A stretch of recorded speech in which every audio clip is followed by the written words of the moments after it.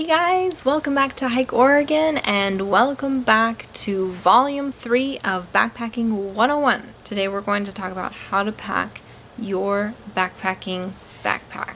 It is important to pack your bag the right way so that you can be comfortable hiking and so you don't sustain injuries and so that the weight sits in the right place. If your weight is sitting wrong, you will feel all of the weight on you. And if you're carrying a 30-pound pack, it's not pleasant on the shoulders, it's not pleasant on the back, it's just all around kind of miserable. So you want to pack your bag a certain way. Also for convenience reasons. If you're stopping to filter your water and you packed your filter in between all of your clothes and your sleeping bag, you're gonna have to dig out all your stuff to get to your filter.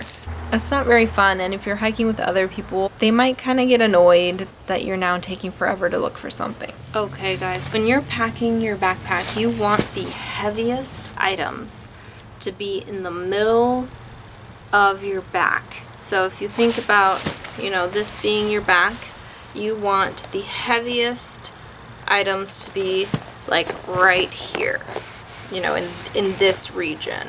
That will create stability when you're wearing the pack.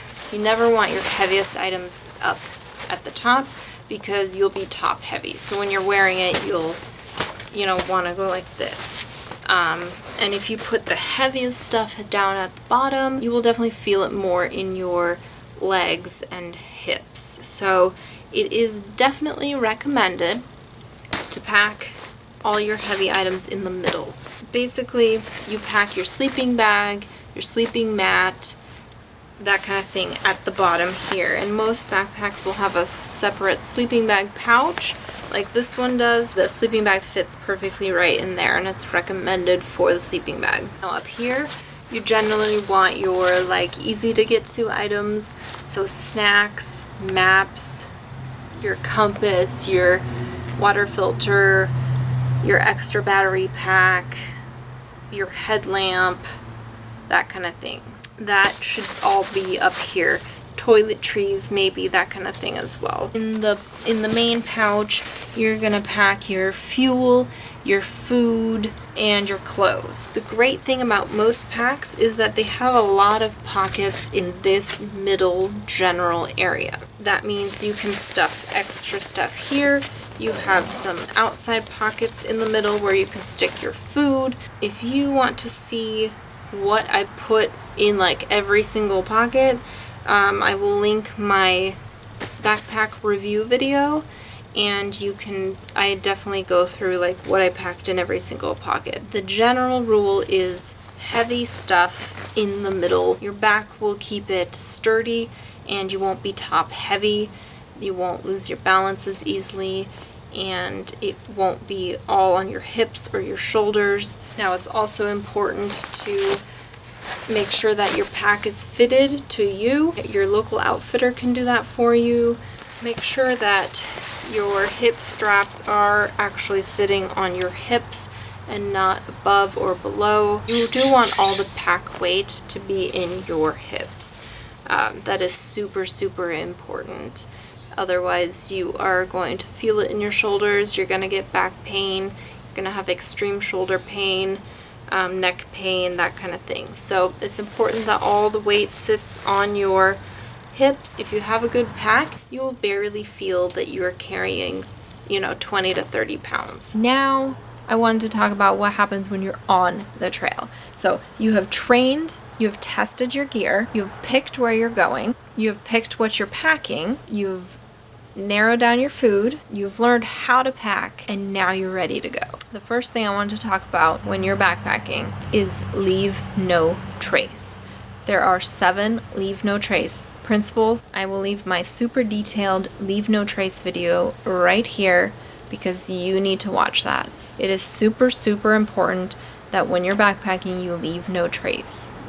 I will not elaborate the 7 principles again because it is your responsibility to go watch the Leave No Trace video and adhere to all the Leave No Trace principles. Next is navigation. It is super important that you know how to use your map that you're bringing and your compass. Know how to read the terrain around you, know how to identify where you're at when you're on the trail. So know how to use your compass. And there's a really cool trick as far as knowing what time it is. Like, let's say your smartphone dies, and that's normally how you get the time and you don't have a watch. There's a cool trick on seeing how much daylight you have. You don't necessarily need to know, oh, it's 8 o'clock. You don't necessarily need to know the time, but it's probably important for you to need to know how many daylight hours you have left. So the trick is, so you hold up your hand like this to the horizon line. So let's say this is the horizon line. You hold up your hand like this, and each finger represents 15 minutes of daylight. So basically the sun would be right here. And if you have 4 fingers in between the sun and the horizon line, that would be an hour of daylight that you have left. So again, if you're still on the trail and you're like, crap, I still have 2 miles to go before my camp, and you have this much daylight left, you're gonna have 30 minutes of daylight left. That's a really cool trick to know, especially when you're backpacking. Another thing I wanted to mention that you should keep in mind for when you're on the trail is blisters. Blisters suck. They hurt so bad when you have one. The most common blisters for backpacking are the ones at the heel and then the ones under the foot.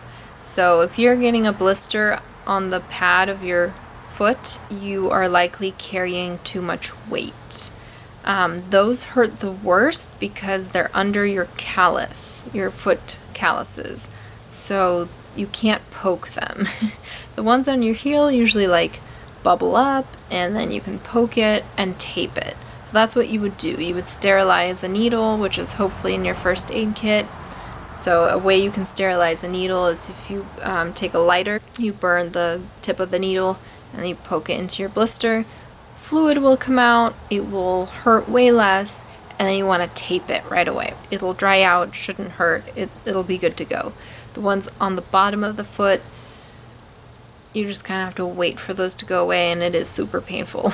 But hopefully after watching this video, you will not take too much stuff and you'll have a really lightweight backpack. Another thing to keep in mind is sunburns. Do not get a sunburn.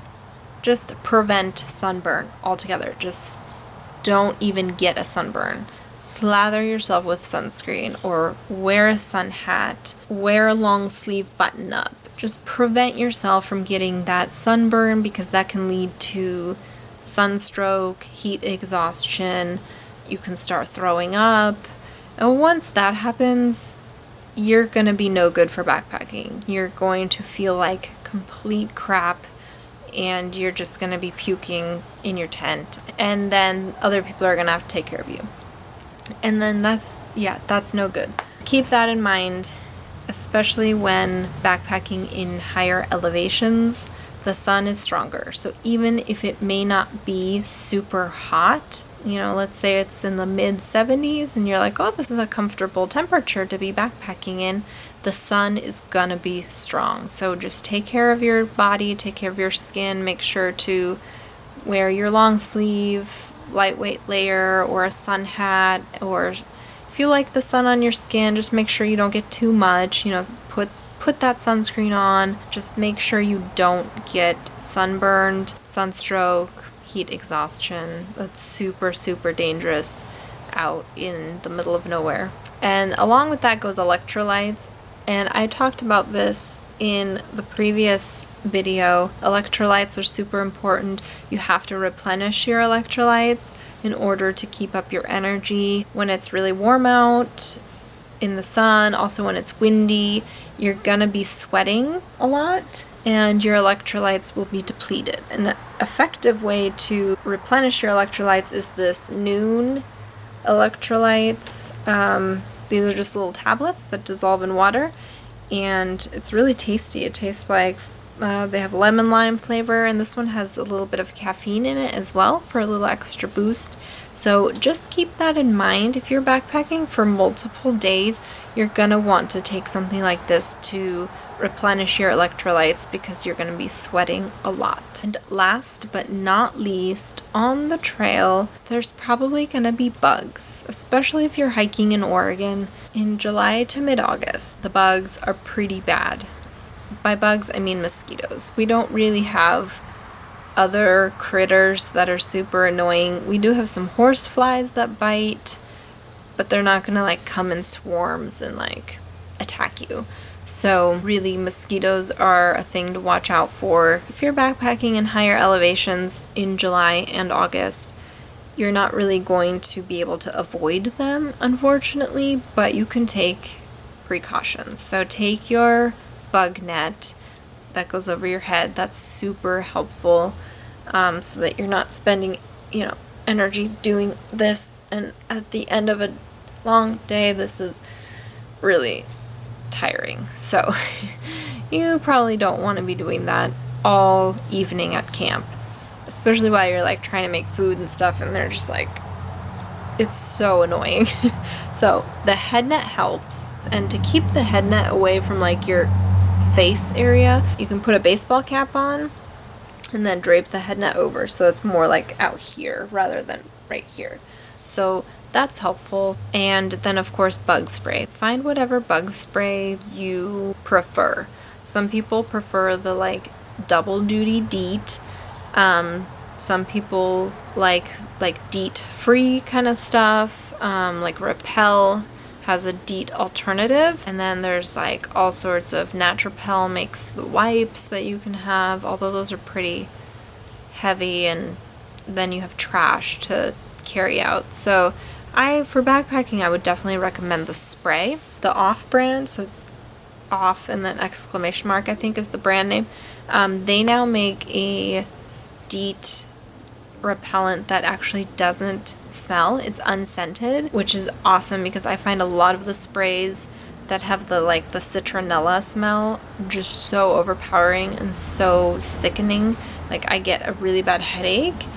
So the Off brand has a non-scented DEET spray, and it's fantastic. It actually works really, really, really well. The mosquitoes usually flock to me, and I recently tried it, and it's fantastic. There are also now some little devices that you screw onto your fuel canister that actually don't take a lot of fuel, and you can turn it on, and it apparently gives you like a bubble, like a shield. I think it's like a 30 foot maybe. I think I've read 30-foot shield. So I'm going to actually try that out, because if that works, that would be awesome to take backpacking. It's just a little thing. It kind of looks like your backpacking stove, and you just screw it onto your fuel canister and turn it on. So if you are sitting around camp, and in Oregon a lot of the time you cannot make fires, especially in July and August. So if you want to sit around the camp, obviously, and you can't have a fire, which generally prevents mosquitoes from coming, then you could have this device and be mosquito free. So I'm going to try that out. I will report back on that. But bugs are definitely something to keep in mind. Check yourself for ticks if you're going through brushy areas. Mosquito bites, I mean, unless you get like super crazy welts and stuff from mosquitoes, they're just biting. They're just gonna bite you and you're gonna itch a little. But I will say, if there are swarms, it can be a little bit stressful and just tiring to like constantly swat them away. So it's something to think about. I definitely recommend the head net and the spray. And then you can always get into your tent if they're just too much and you just cannot handle them anymore. Just get in your tent and you'll get away from them, and it's good. So that is all I have for you today. I hope that all these videos were helpful as far as you first-time backpackers. I will link below a video of 15 one-night backpacking trips here in Oregon. So if you are just wanting to go out for one night because you just have the weekend to get out, then those are some awesome recommendations, and I'll link that below. I hope you guys have so much fun backpacking. Please report below, ask me any questions that you want. Thank you so much for watching, and I hope you enjoy your summer.